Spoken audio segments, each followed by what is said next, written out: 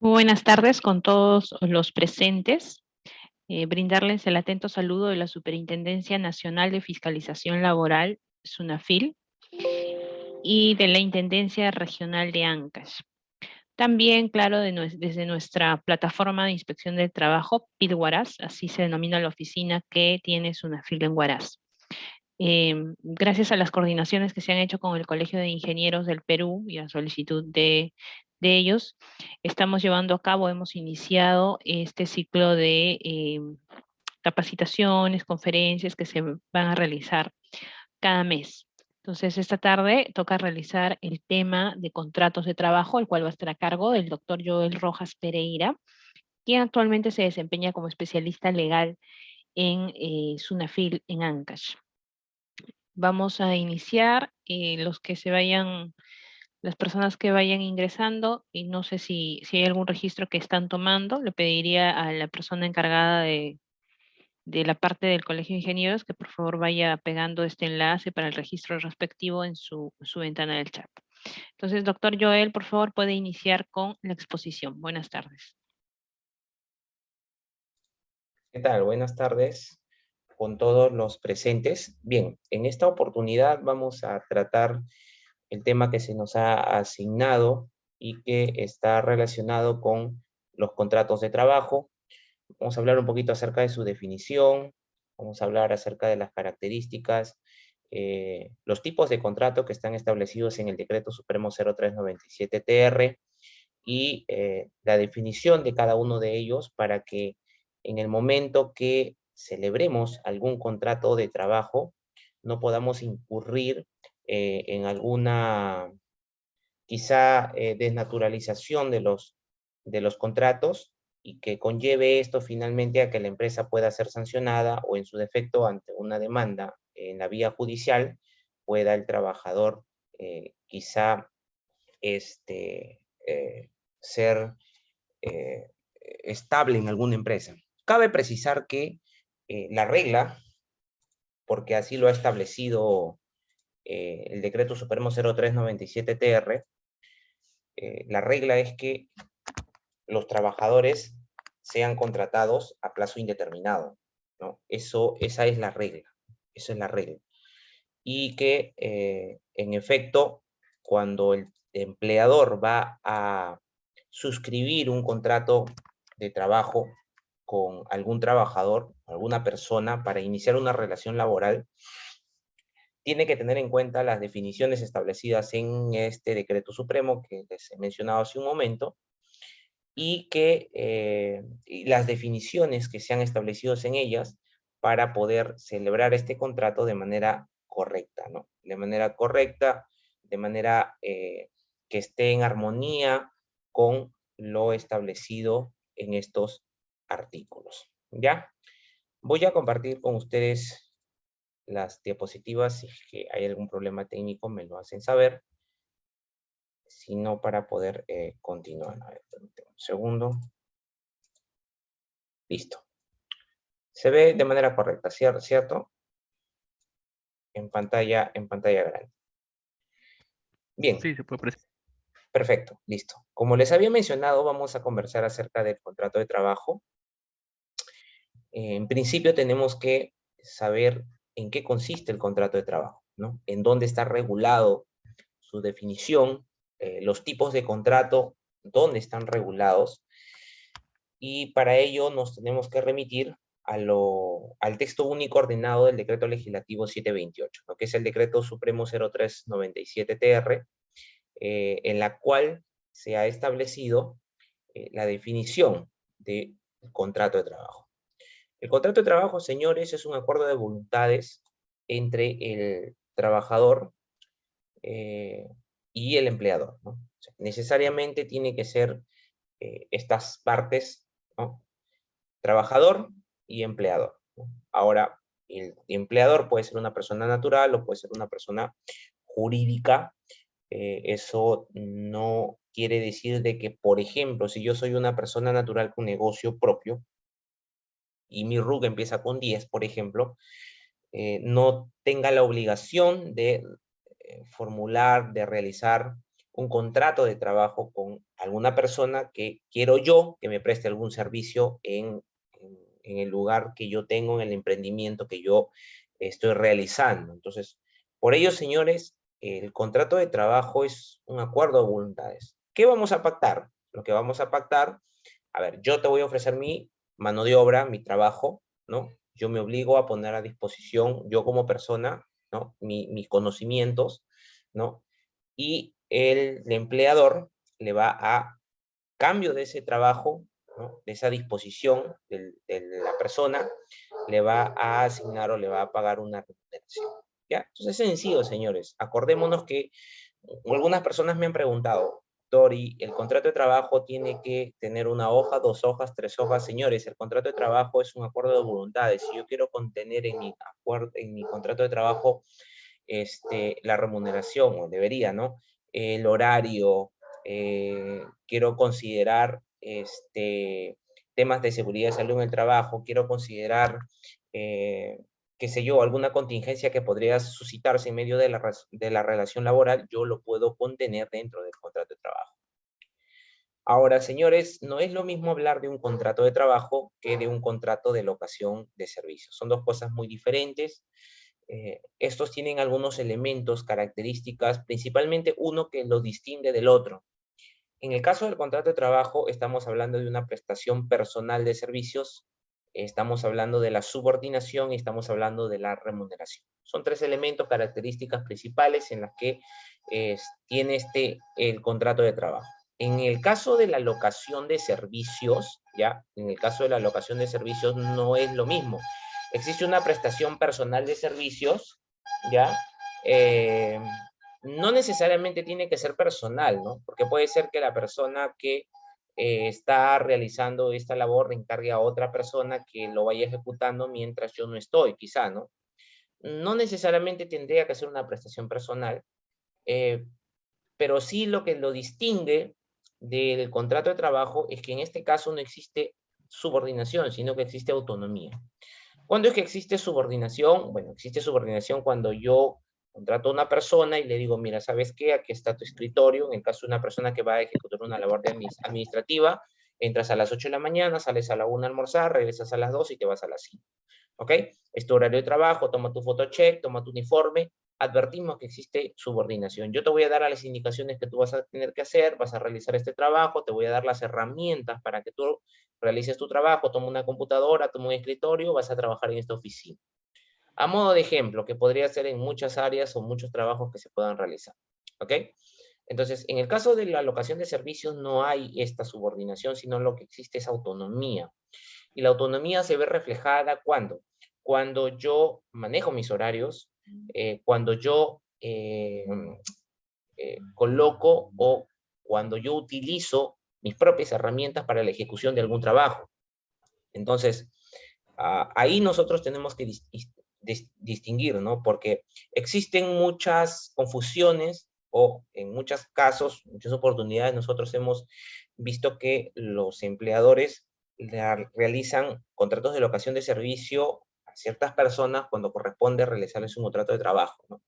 Y esto finalmente conllevaría de que tú tengas que, ante una visita inspectiva, tengas que incluir en planilla al trabajador, tengas que pagarle todos sus beneficios laborales, tengas que eh, asignarle o registrar en seguridad, salud, en seguridad de pensiones, seguridad social en pensiones, ¿no? Registrar al trabajador para que disfrute, goce de esto. Entonces, señores, en ese sentido es muy conveniente que podamos saber distinguir el contrato de trabajo y un contrato de locación de servicios, ¿no? Para que no haya este tipo de contingencias o problemas más adelante. ¿Ya? Continuamos. Ya como les había mencionado en un inicio, las reglas son que la preferencia por la contratación laboral es plazo indeterminado. Eso lo ha establecido el Decreto Supremo 0.TR. Bien, les agradecería porque los que tengan el micrófono encendido lo puedan mutear para evitar cualquier tipo de interrupción, por favor. ¿Sí? Muchas gracias. Como les decía hace un momento, la regla es que a los trabajadores se les contrate a plazo indeterminado. Eso es la regla. Lamentablemente, en el Perú, debido a los índices y también a a las formas de contratación que se han realizado, ¿no? Se ve que la preferencia es por la contratación sujeta a modalidad, y la contratación a plazo indeterminado se ha convertido en la excepción, cuando esto debería de ser al revés. Yo contrato a mi trabajador a plazo indeterminado y solamente cuando la norma ha establecido ciertos aspectos, ha establecido ciertas circunstancias en las que yo podría contratar a esta persona bajo un contrato sujeto a modalidad, ¿no? Entonces tenemos que considerar y tener en cuenta ello. Aplica para el periodo de prueba, en este caso, cualquier tipo, hay periodos de prueba de 3 meses, para personal de dirección o de confianza, respectivamente, podrían ser de 6 hasta de 1 año, ¿no?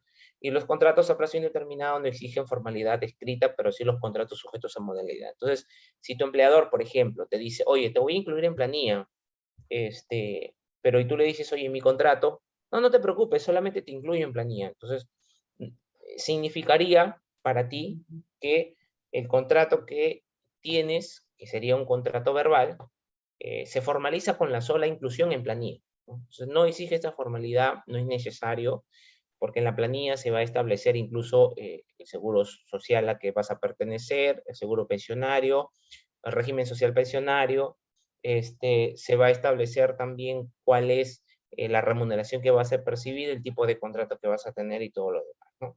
Entonces ahí sí no habría ningún problema, ¿ya? No habría ningún problema. En cambio, lo contrario sucedería en cuanto a los contratos sujetos a modalidad. Ahí sí exige una formalidad. Tendría que hacerse necesariamente por escrito, señores, ¿ya? Por escrito. Ya, no se olviden que esto necesariamente tiene que ser por escrito. Ahí tienes que establecer las cláusulas, tienes que establecer la remuneración, entre otros supuestos, ¿no? Bueno, de esto ya hemos hablado acerca de los elementos. Aquí lo único que se está haciendo es un desglose. Ustedes saben que los contratos de trabajo, hemos hablado de la prestación personal, hemos hablado de la subordinación y hemos hablado de la remuneración. La prestación personal, pues es la actividad que yo realizo, no mi amigo, no mi primo, no mi hermano, soy yo mismo el que realiza el trabajo. En cuanto a la remuneración, es la retribución, ¿no?, que me van a pagar, que podría ser en especie o en dinero. Bueno, normalmente ahora se paga en dinero. Sin embargo, el decreto supremo todavía aún regula que podría pagarse en especie, ¿no? Sucede sí en algunos otros lugares del país donde a veces la gente prefiere que se les cancele en especie, ¿no? La remuneración es el pago al trabajador por la puesta a disposición de su actividad. Ya le hemos dicho, yo trabajo, mi fuerza, mi conocimiento, te lo brindo para el trabajo que voy a realizar, y tú me vas a cancelar la remuneración, ¿no? Y también algo muy importante es que la remuneración es de libre disposición. Y aquí yo quisiera así puntualizar en el sentido de que es de libre disposición porque cuando a mí me pagan, yo ese dinero puedo hacer lo que yo quisiera, ¿no? Lo que a mí me convenga, lo que yo pretenda hacer, lo puedo hacer, ¿no? ¿Por qué? Porque en este caso existen, por ejemplo, algunos pagos, como por ejemplo pago bonificación por movilidad. Si tú te tienes que trasladar de un lugar a otro, eso ya no sería remuneración. O sea, este monto dinerario no tendría un concepto remunerativo, sino que por el contrario sería un concepto no remunerativo. ¿Por qué? Porque el pago de esta bonificación está destinada ¿a qué? Para la movilidad, ¿ya? De igual forma sucedería una bonificación alimenticia, por ejemplo, ¿no? Para los alimentos. Entonces, eso no es de libre disposición. Yo no lo puedo utilizar para cualquier otro fin, sino el que el empleador ha establecido, ¿no? Y bueno, la subordinación ya saben que es el vínculo jurídico, ¿no?, y que se produce una doble situación. Yo me sujeto, ¿no?, como trabajador a las disposiciones de mi empleador, y el empleador va a ejercer un poder de dirección, que obviamente este poder de dirección tiene sus límites, ¿no? Va a permitir al empleador dirigir, fiscalizar y sancionar al trabajador en caso incurra en alguna falta o en alguna infracción dentro de la empresa, ¿no? Ahora, es importante hablar acerca del principio de primacía de la realidad, porque en este principio nosotros vamos a observar dos cosas: hechos y documentos. Pero, ¿qué es el principio de primacía de la realidad? Es la discordancia entre los hechos y lo que surge de los documentos, ¿ya? Discordancia entre los hechos y de lo que surge en los documentos, y se otorga preferencia a lo que está en el terreno de los hechos, claramente está. ¿Cómo así, doctor? Un ejemplo, perfecto. Soy inspector, voy a un centro de trabajo y en este centro de trabajo yo encuentro a 3 personas que están trabajando. Una persona está en caja, otra persona está atendiendo el negocio y otra persona está adentro empaquetando de repente lo que se va a llevar. Entonces, el inspector va, llega y le dice: oye, sí, mira, estos son 3 personas, pero ellos tienen contrato de locación de servicios. Aquí está su contrato, está firmado, ellos han aceptado ser locadores de servicios, no, ellos no han reclamado nada, así que yo tengo todos mis documentos en regla. Oye, un momentito, pero en el terreno de los hechos yo me estoy dando cuenta que tú no deberías de haberle, no deberías haber celebrado un contrato de locación, sino un contrato de trabajo, porque estoy advirtiendo en este preciso momento que ellos tienen un horario de ingreso, tienen un horario de salida, firman un registro, están con el uniforme de la empresa, tienen un horario de trabajo, no se pueden ir a la hora que quieren ni venir a la hora que quieren. Por ende, entonces, deberías haberle celebrado un contrato de trabajo y no un contrato de locación. ¿Ok? Entonces, el inspector le va a dar prioridad a los hechos antes que a los documentos que el empleador pueda presentar. ¿Ya? Ahora, en cuanto a las modalidades de la contratación laboral, tenemos por tiempo indeterminado, que es la regla, ya les he mencionado hace un momento, los contratos sujetos a modalidad, que son la excepción a la regla, y los contratos a tiempo parcial. Los contratos a tiempo indeterminado, bueno, ya sabemos que no existe límite temporal, ¿no? No existe formalidad alguna. ¿Puedes hacerlo por escrito? Sí. ¿No quieres hacerlo por escrito? Solamente con la sola inclusión en planilla, ¿lo puedes hacer? Sí, se formaliza con la inclusión en planilla del trabajador, ¿ya? En cuanto a la contratación sujeta a modalidad, vamos nosotros, ay, disculpen, vamos nosotros a mencionar ciertos aspectos que son de relevancia en cuanto a estos tipos de contratación, ¿no? Primero, señores, y muy importantísimo, tomen en cuenta que debe existir una causa objetiva que justifique la contratación o la modalidad por la que se le está contratando al trabajador. Yo no puedo solamente consignar y decir, voy a hacer un contrato sujeto a modalidad o un contrato por necesidad de mercado, por ejemplo, y no establecer cuál sería la causa, ¿no? ¿Cuál sería la causa objetiva? ¿Cuáles son las razones por las que se justifica ese tipo de contrato, ¿no? Entonces, yo tengo que considerar que en los contratos escritos por cualquier modalidad que se celebre, tiene que necesariamente establecerse una causa objetiva que justifique el tipo de contratación con el trabajador, ¿ya? Esto es muy importante, lo vamos a ver más adelante. Están sujetos a un plazo, a una condición resolutoria. Precisa el tipo de contrato a plazo fijo, se debe de precisar qué tipo de contrato, por necesidad de mercado, por incrementos de actividad, por suplencia, etcétera, etcétera. Y bueno, tiene que ser por escrito, lo exige la norma así, y esta, bueno, ya no es necesaria la inscripción en el Ministerio de Trabajo o en las direcciones regionales de trabajo, anteriormente era obligatorio, hoy a la fecha ya no lo es. ¿Ya?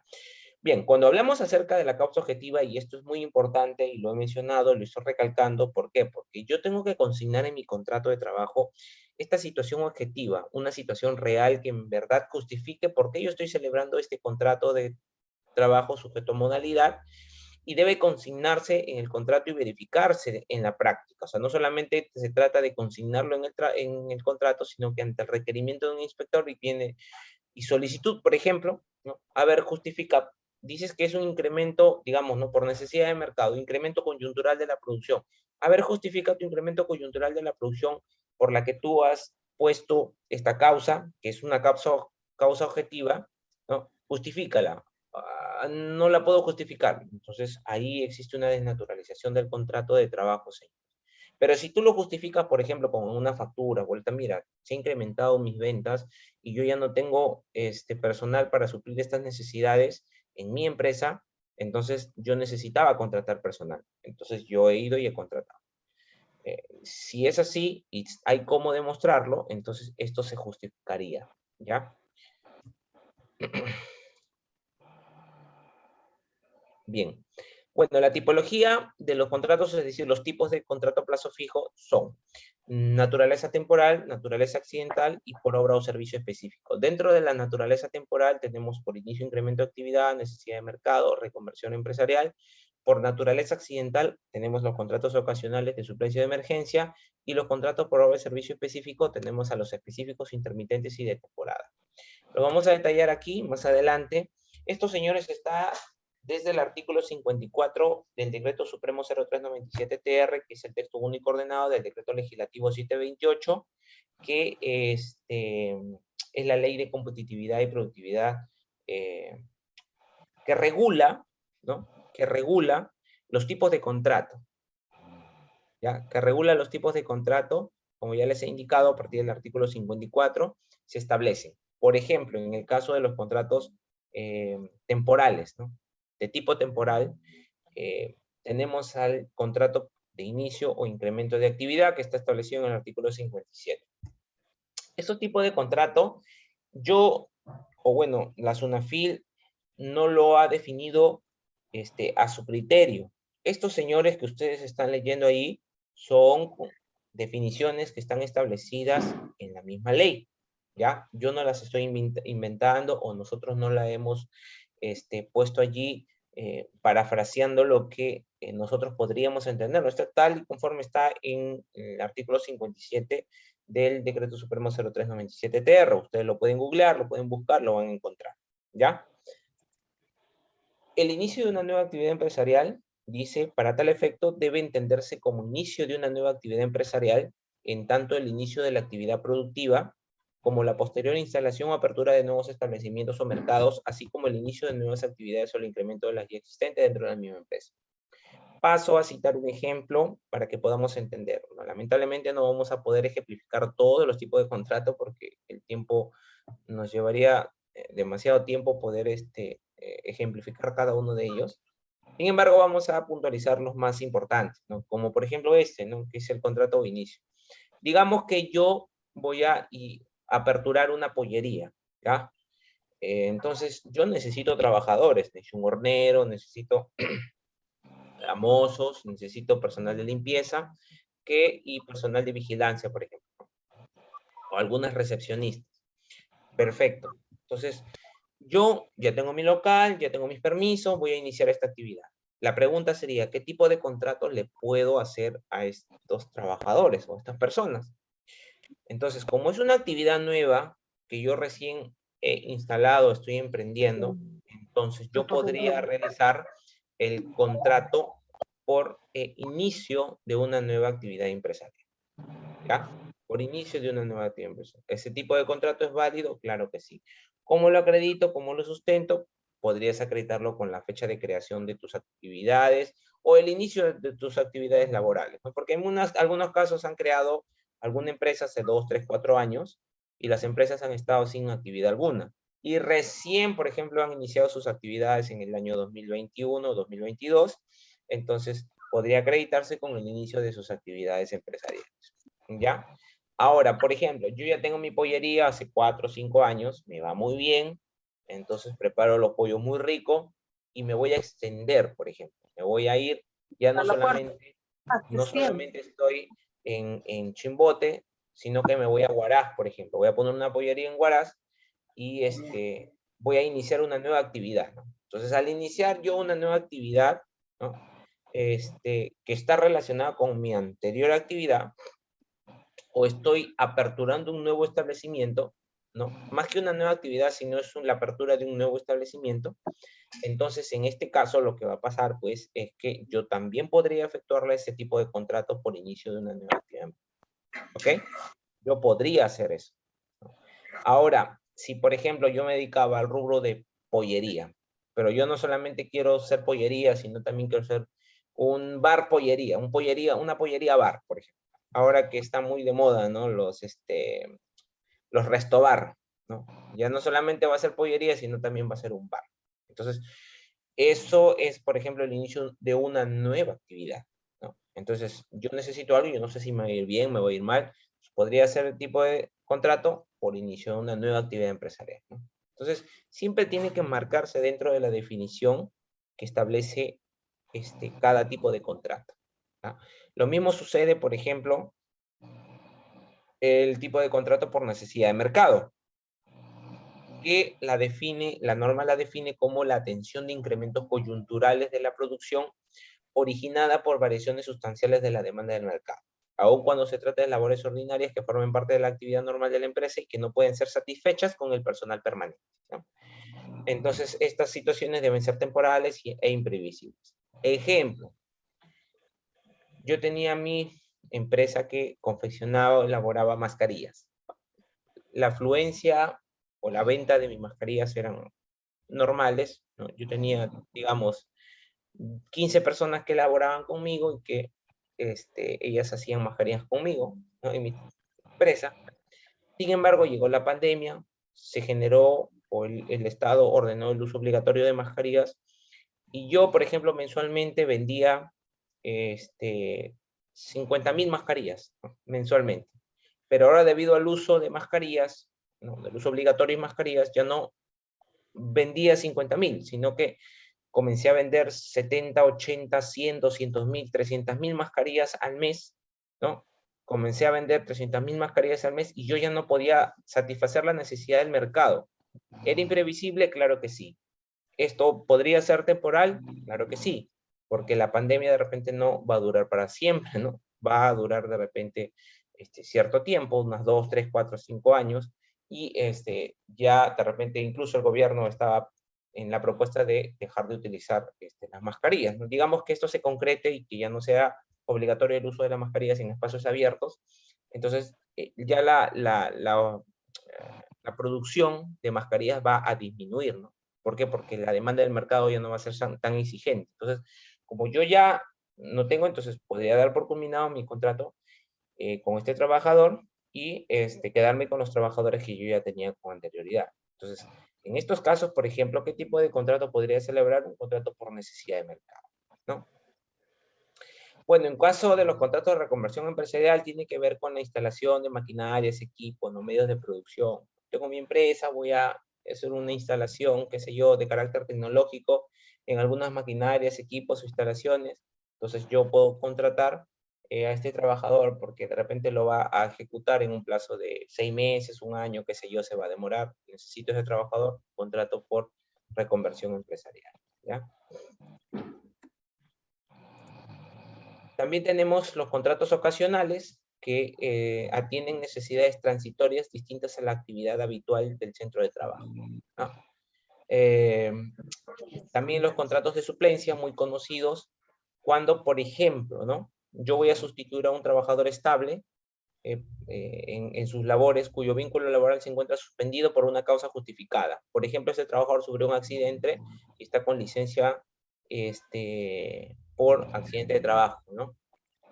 Qué sé yo, se fracturó el pie o la pierna y no va a poder trabajar 3 meses, 4 meses, 5 meses, pero yo necesito una persona que labore allí, pero ese trabajador es estable, entonces puedo contratar a una persona mediante la modalidad de contrato por suplencia, ¿no?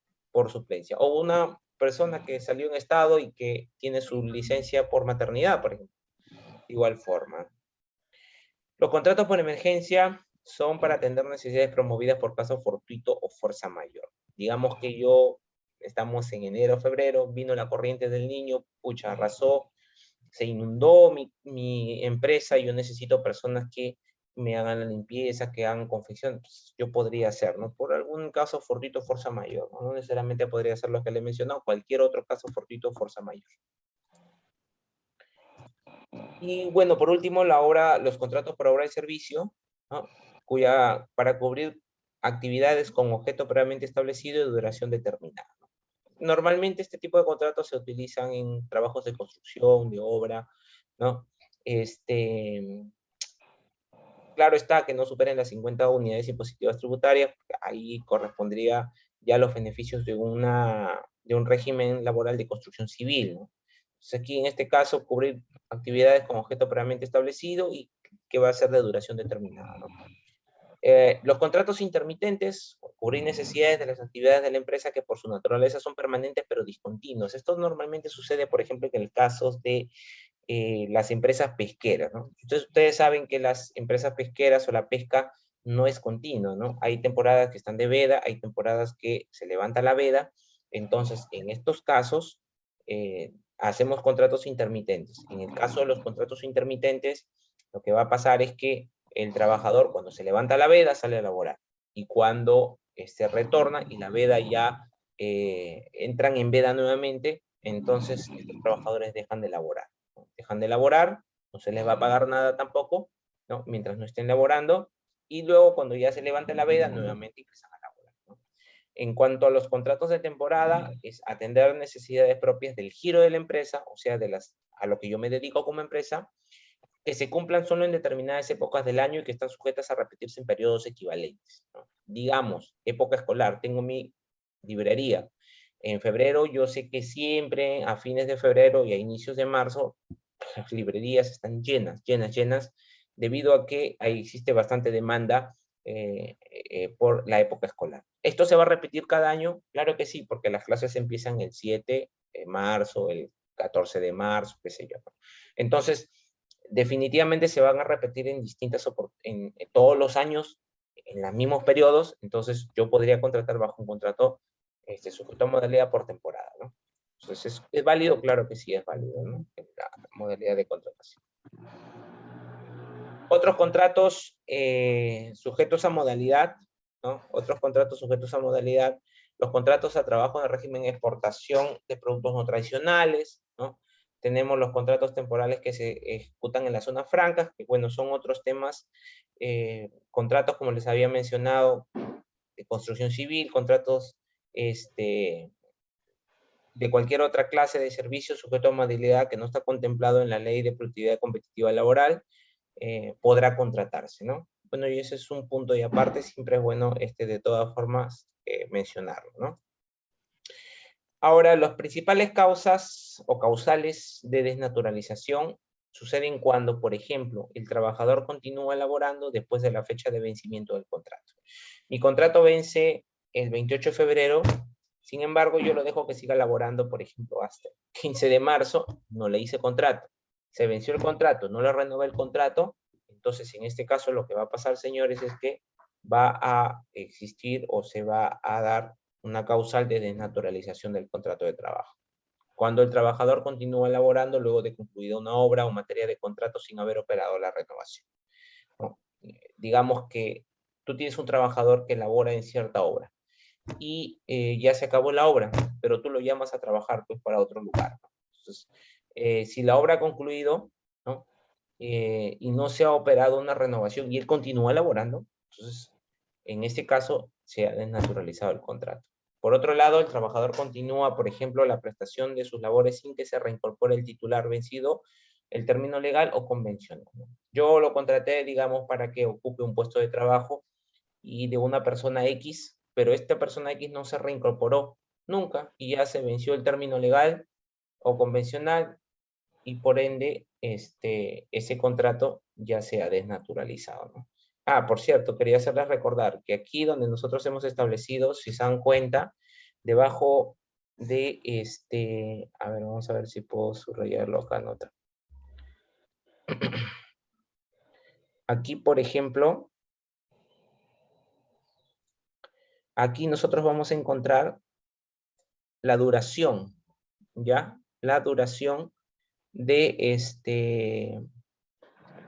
la duración de los tipos de contrato. En el caso, por ejemplo, de incremento de actividad, 3 años. En el caso de las necesidades por mercado, son 5 años. En el caso de la reconversión empresarial, son 2 años, ¿no? Son 2 años. En el caso, por ejemplo, de... A ver, no puedo pasar. Ya. En el caso, por ejemplo, de Por obra y servicio tenemos 8 años, intermitente no tiene, ¿no? ¿Por qué? Porque aquí las labores intermitentes son son actividades que son permanentes, pero que son discontinuas, entonces aquí no hay un plazo máximo, y aquí la de temporada depende de lo que dure la temporada, ¿no? Que podría ser un mes y medio. Ahora, por último, ya hemos conversado acerca de las causales de desnaturalización, y por último, como les mencionaba, cuando el trabajador demuestra la existencia de simulación o fraude a las normas, ¿no? Esto normalmente lo que va a pasar es que, por ejemplo, yo contrato a un trabajador mediante un contrato por tipo de necesidad de mercado, ¿no? Por tipo de necesidad de mercado, pero no existen, yo no tengo la necesidad de contratar, pero lo pongo por poner, digamos, ¿no? O por incremento de actividad. Y no tengo un incremento de actividad en mi empresa, pero ya yo lo pongo por poner nada. Entonces, eso también se le denomina fraude o simulación a las normas. Esto también es una causal de desnaturalización del contrato. ¿Ya? Y por último, las reglas para la recontratación, que los trabajadores permanentes que cesen no podrán ser recontratados bajo ninguna de las modalidades a plazo fijo, salvo que haya transcurrido un año del cese. Digamos que yo tengo un trabajador y lo saco, o cesa, ¿no? Por cualquiera de los motivos. Yo no lo podría volver a recontratar bajo una modalidad contractual, o sea, mediante un contrato sujeto a modalidad a plazo fijo, salvo que haya transcurrido un año. Ah, o sea, eso quiere decir que yo nunca lo voy a poder contratar. Sí lo podrías volver a contratar, pero tendría que ser este contrato a plazo indeterminado. ¿Ya? A plazo indeterminado nuevamente.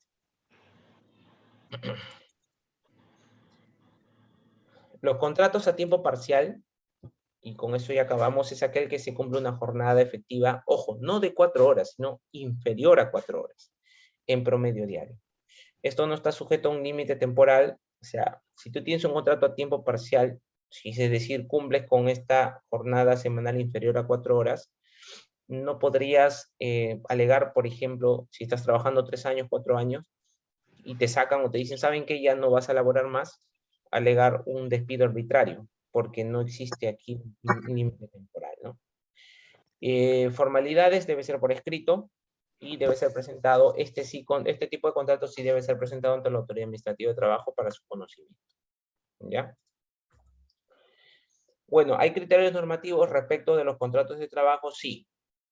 Criterios normativos aprobados mediante resoluciones de superintendencia sobre la aplicación de los contratos sujetos a modalidad en el contexto de la emergencia sanitaria y del estado de emergencia nacional por la propagación del COVID en el territorio nacional. ¿Qué es lo que dice este criterio? Este criterio establece que el empleador aplica los contratos sujetos a modalidad que están regulados en el Decreto Supremo 0397 de TR, pudiendo considerar asimismo para dicha aplicación el contexto del estado de emergencia en que nos encontramos, ¿ya? Así como la etapa de la reactivación económica o recuperación de los efectos económicos asociados a dicha coyuntura nacional. En particular, se van a considerar las modalidades como el contrato por inicio o incremento de actividad, el contrato por necesidad del mercado, el contrato ocasional, de emergencia o el contrato para hora determinado servicio específico, de acuerdo a los requisitos legales aplicables en cada caso, y siempre que concurran las circunstancias que configuren la causa, y de nuevo, nuevamente, ¿no? La causa objetiva de cada modalidad de contratación. La aplicación de las citadas modalidades de contratación es objeto de fiscalización por parte de la SUNAFIL o del Sistema de Inspección de Trabajo respecto del cumplimiento de las formalidades y requisitos legalmente establecidos. O sea, eso quiere decir de que yo en el contexto de la pandemia podría contratar bajo este tipo de modalidades contractuales, claro que sí. ¿Ya? El contrato, bueno, esto ya por la emergencia nacional se han como que reformulado las características, ojo, y solamente por el estado de emergencia en el que nos encontramos. En el caso de nuevas empresas o de empresas ya existentes que deciden emprender nuevas actividades empresariales, en reemplazo de otras, ¿no? Por ejemplo, de acuerdo a la calificación industrial, incrementar el volumen de sus actividades o abrir nuevos mercados o establecimientos en el contexto de la pandemia. Por ejemplo, no digamos que yo me dedicaba solamente antes al rubro de la discoteca. Bueno, por el tiempo de la pandemia la discoteca cerraron y yo tengo mi local ahí, tengo mesas, tengo todo. Ah, entonces voy a iniciar otro tipo de actividad. Por ejemplo, ya no va a ser discoteca, va a ser un restaurante, como lo han hecho muchas discotecas hoy en día, ¿no? Lo han convertido a restaurantes porque ya no podían realizar esas actividades y no estaban permitidas tampoco. Entonces, ¿yo qué tipo de contrato le podría hacer a mis trabajadores? Pues los contratos por incremento de actividad o por necesidad de mercado, según sea el caso, ¿no? Y ahí se mencionan, ¿no? ¿Cuáles son estas nuevas causas o las causas objetivas que debería de considerar yo ¿para qué? Para cubrir ciertas necesidades, ¿no? Ciertas necesidades, ya sea de del nuevo emprendimiento que yo estoy realizando o de la nueva actividad que yo voy a ejecutar en este contexto de la pandemia y de la emergencia sanitaria y de la emergencia nacional en que nos encontramos debido a la propagación del COVID, ¿ya? Bien, en cuanto al procedimiento inspectivo, señores, esto se inicia, ya saben, mediante una denuncia, solicitud o de origen interno podría ser. Mediante una se genera una orden de inspección, se asigna un inspector y se realizan las actuaciones inspectivas que normalmente son de 30 días prorrogables, ¿no? Ojo, señores, por si acaso, la comprobación de datos, antecedentes, los requerimientos de información, requerimientos de comparecencia, notificación de medidas inspectivas de requerimiento, incluso las actas de infracción, resoluciones de primera y segunda instancia, todas ellas se están notificando a la casilla electrónica. Todas ellas se están notificando a la casilla electrónica. Así que, por favor, si alguien, alguna de las empresas no ha revisado su casilla electrónica o no la ha activado, yo les recomendaría mucho que lo hagan, ¿no? Activen sus casillas electrónicas. ¿Para qué? Para que ustedes puedan revisar cuáles son los documentos que la SUNAFIL viene notificando a sus empresas, ¿no? A sus empresas. Eso, la activación ya lo vamos a ver en la parte final. La activación se realiza con la clave SOL, el número de RUC y usuario que han sido otorgados por SUNAT. ¿Ya? Las actuaciones inspectivas pueden culminar en informe cuando no se advierte infracciones o se han subsanado las mismas, ¿ya? Y en el caso de no subsanarse las infracciones detectadas, se emite un acta de infracción, o también cuando las infracciones detectadas son de carácter insubsanable. Ahora, el incumplimiento, ¿ya? El incumplimiento de las disposiciones relacionadas con la contratación a plazo determinado, cualquiera sea la denominación de los contratos, su desnaturalización, su uso fraudulento y su uso para violar el principio de no discriminación se encuentra en el artículo 25 del reglamento de la Ley General de Inspección del Trabajo, ¿ya? Del reglamento de la Ley General de Inspección del Trabajo. No celebrar por escrito y en los plazos previstos contratos de trabajo cuando este requisito sea exigible, así como no entregar al trabajador un ejemplar del referido contrato dentro del plazo establecido en la norma correspondiente, también constituye una infracción grave. Ahora, por último, ¿cómo es que nosotros determinamos el quantum de la multa, la cantidad de la multa, ¿no? Nosotros,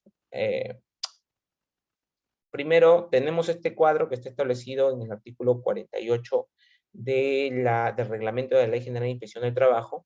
Este cuadrito ustedes lo van a encontrar allí, que últimamente ha sido modificado por el Decreto Supremo 08-2020, TR, y en la cual primero nosotros identificamos si la empresa, a ver, aquí les voy a mencionar, si la empresa es microempresa, si es pequeña empresa o si es una NOMIPE. Bueno, ustedes saben que microempresa, si las ganancias anuales brutas son hasta 150 unidades impositivas tributarias, ¿ya? Son microempresa. Si las ganancias anuales brutas son de 150 unidades impositivas tributarias para arriba, hasta las 1.700 unidades UIT, pequeña empresa, y si son de 1.700 UIT para arriba, son NOMIPE. Entonces, primero las identificamos allí. Luego, lo que nosotros hacemos es determinar la gravedad de la infracción. Si es una infracción leve, grave o muy grave, ¿no? Eso está establecido en el reglamento de la Ley General de Inspección del Trabajo. Si la infracción, digamos, es muy grave, tenemos que luego determinar, digamos que sea una NOMIPE, perfecto. La infracción es muy grave, ¿ya? Ahora tenemos que determinar cuántos trabajadores afectados hay. Digamos que tú tienes 5 trabajadores y los 5 trabajadores no tenían contrato de trabajo. Entonces, ubicamos el número de trabajadores afectados.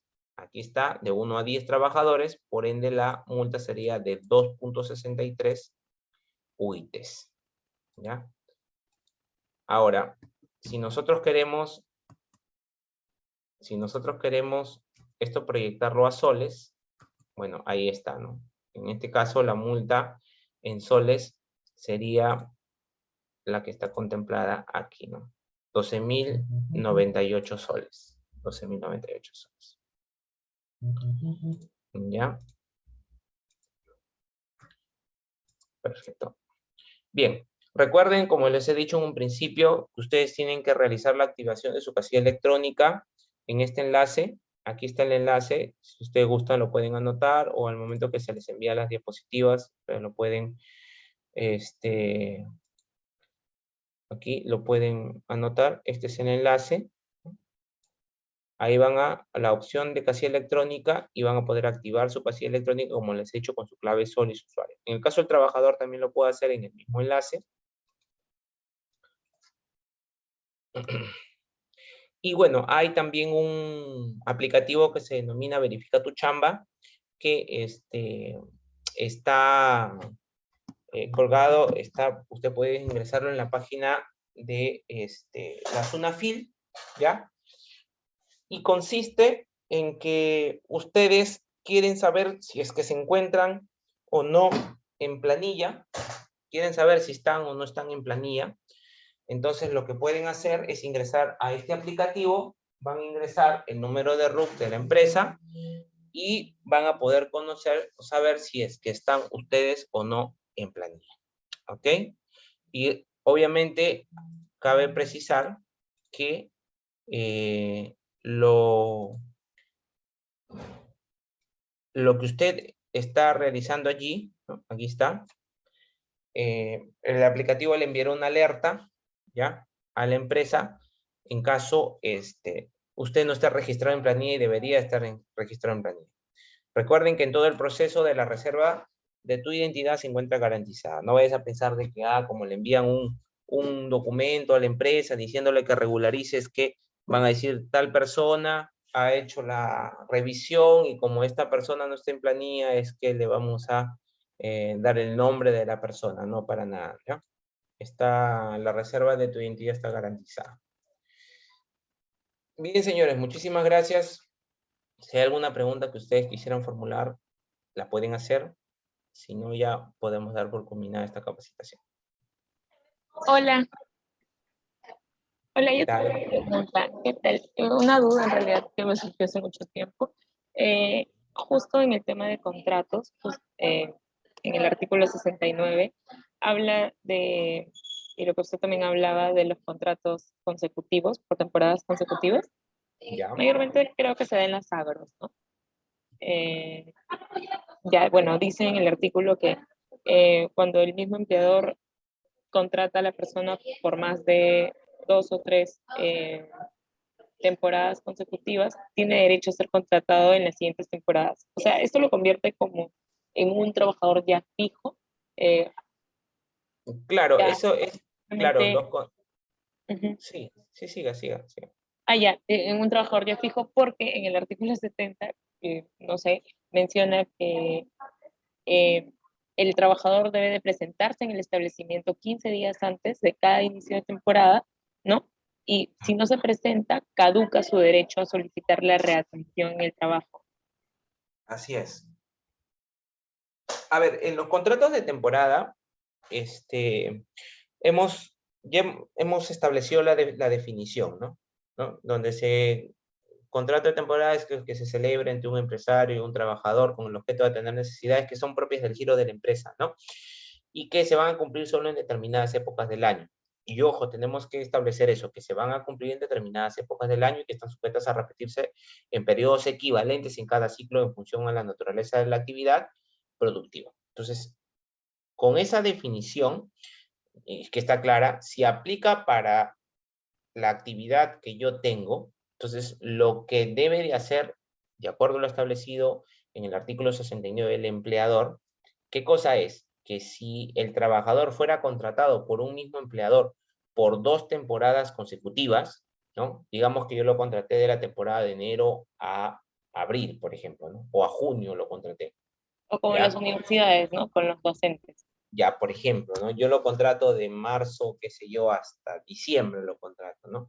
Entonces, yo voy a comunicarle a este trabajador, porque quien tiene que comunicarle el reinicio de las actividades es el empleador. O sea, no crea que el trabajador tendría que ir, obviamente sí, 15 días antes, como lo establece el artículo 70, 15 días anteriores al inicio de la temporada, pero para que el trabajador conozca cuándo es que se va a iniciar la temporada, el empleador tiene que comunicarle, ¿no? Entonces hay una formalidad en este caso. No vaya a pensar de que, como ha sucedido y hemos visto nosotros muchos de los casos aquí, es que el empleador dice, pero el trabajador nunca se acercó. Entonces la primera pregunta es que nosotros le formulamos al empleador, oye, pero tú le comunicaste qué día iniciaba la temporada y que él tenía que apersonarse 15 días antes para ver el tema de su contrato. No, yo no le comuniqué. Entonces, si tú no le has comunicado en qué fecha se van a iniciar las actividades de la temporada, las actividades laborales, entonces, ¿cómo él se va a personar 15 días antes, ¿no? Entonces, lo primero que tiene que hacer el empleador es la comunicación de cuándo se va a iniciar la temporada y en la misma comunicación señalarlo lo establecido en el artículo 60 y 70, me parece que es, en la que se establece que el trabajador eh, tiene que acercarse, ¿no? 15 días anteriores al inicio de la temporada para que pueda realizar las gestiones necesarias o firmar el contrato para su continuidad en el trabajo, ¿no? Ya en caso de que él no se acerque o se venza dicho plazo, ya va a caducar su derecho a solicitar su readmisión al trabajo, ¿no? Entonces, esa es la figura, ¿no? Esa es la figura. Ajá, justamente eso quería entender, pues, ¿no? Porque por arte de magia el trabajador no va a ir a solicitar tampoco, ¿no?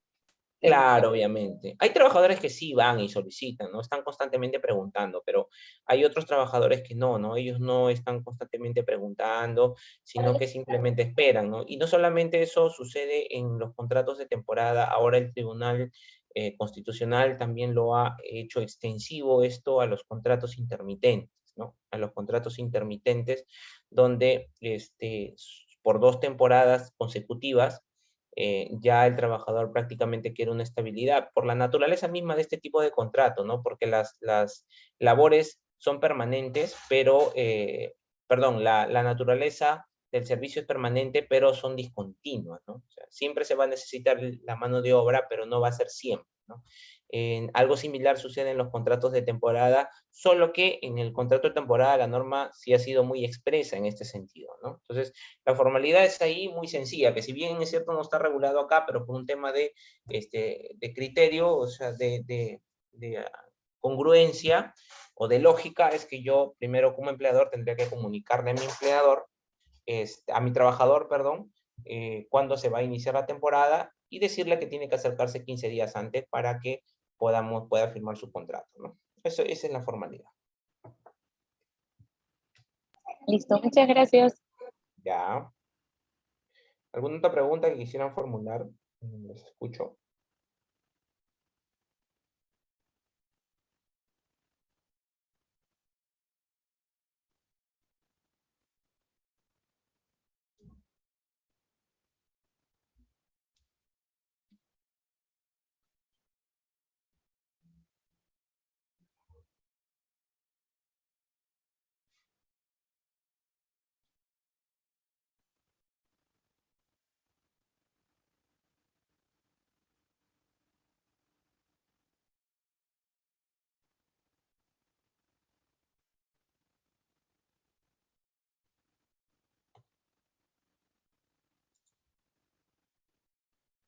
Bien, si no hubiera alguna otra pregunta, muchas gracias a todos los que han estado presentes y han prestado atención a la capacitación.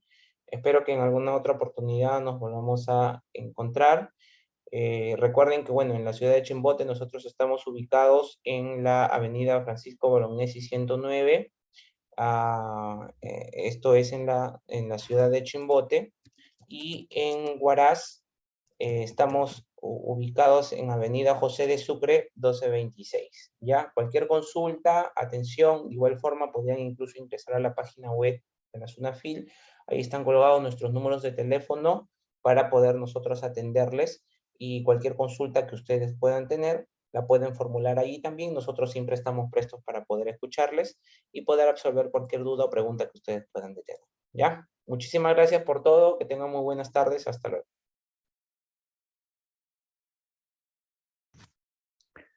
Muchas gracias. Muchas gracias. Hasta luego.